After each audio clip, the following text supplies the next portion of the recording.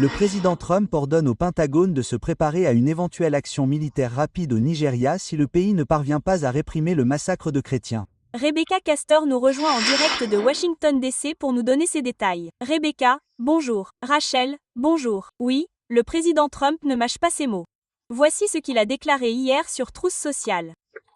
Si le gouvernement nigérian continue d'autoriser le massacre de chrétiens, les États-Unis cesseront immédiatement toute aide et assistance au Nigeria et pourraient très bien se rendre dans ce pays désormais en disgrâce, armes à feu et à la main, pour éliminer complètement les terroristes islamistes qui commettent ces horribles atrocités.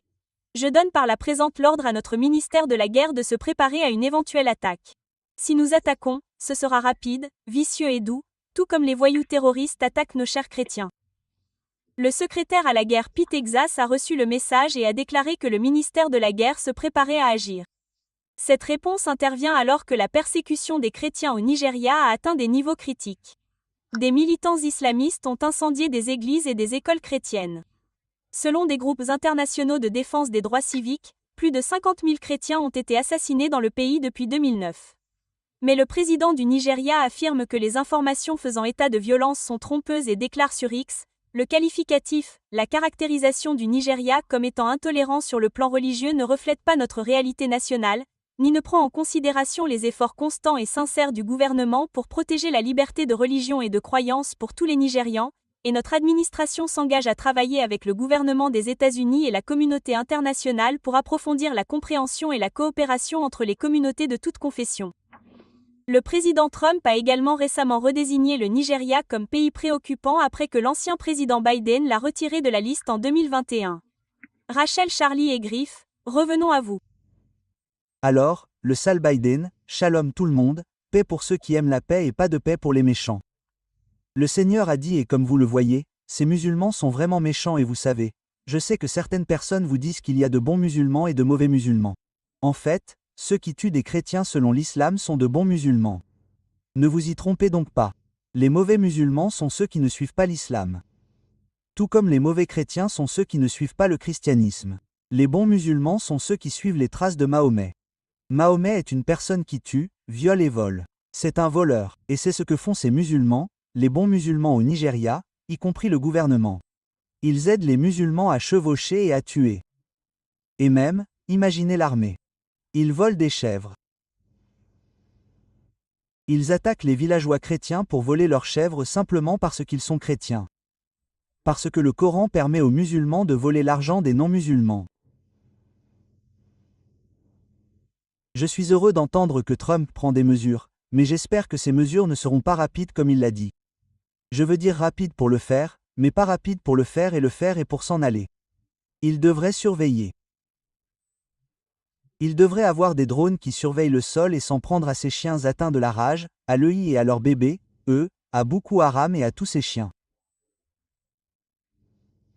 Et ce sont des risques pour la communauté internationale, pas seulement pour le Nigeria. Ils se répandent partout en Afrique. Et ils tueront sans frontières. Les frontières ne signifient rien pour ces chiens.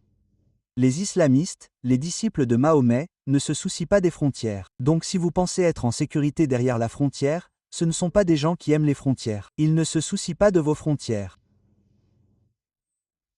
Je suis donc heureux que Trump ait enfin quelqu'un dans ce monde. Il veut faire quelque chose. Et vous remarquez le truc drôle. Trump est un homme blanc et blond.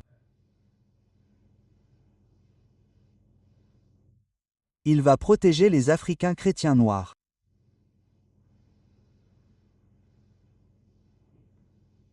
Et pourtant, ils disent que Trump est raciste. Biden et son parti ont retiré ce pays de la liste des pays terroristes. De la même manière, ils ont retiré les Alaoutis de la liste des pays terroristes. De la même manière qu'Obama a donné tout l'argent à l'Iran. Pour qu'il puisse construire son pays plus grand.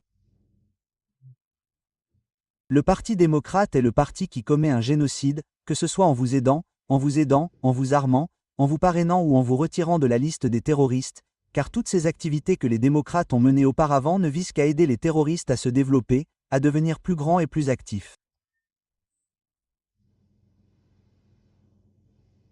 En fait, l'État islamique a commencé quand Obama était là. Avant cela, il n'y avait pas de I. C'est Obama qui a donné de l'argent à l'Iran. Des centaines de millions de dollars.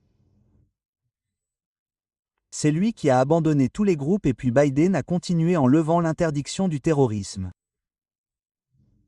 Je suis donc heureux que Trump fasse quelque chose.